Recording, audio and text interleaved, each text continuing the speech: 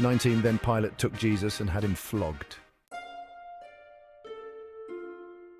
The soldiers twisted together a crown of thorns and put it on his head. They clothed him in a purple robe and went up to him again and again, saying, "Hail, King of the Jews!" And they slapped him in the face.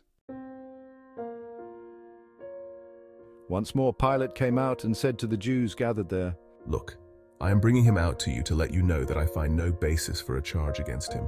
When Jesus came out wearing the crown of thorns and the purple robe, Pilate said to them, "Here is the man." As soon as the chief priests and their officials saw him, they shouted, "Crucify! Crucify!" But Pilate answered, You take him and crucify him.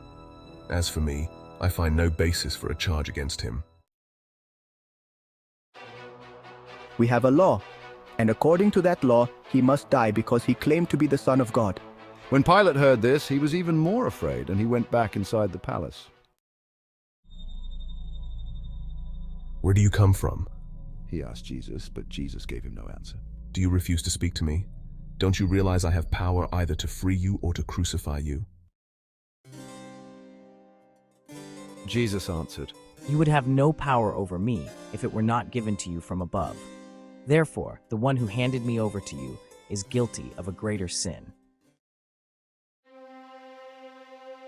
From then on, Pilate tried to set Jesus free, but the Jewish leaders kept shouting, If you let this man go, you are no friend of Caesar. Anyone who claims to be a king opposes Caesar.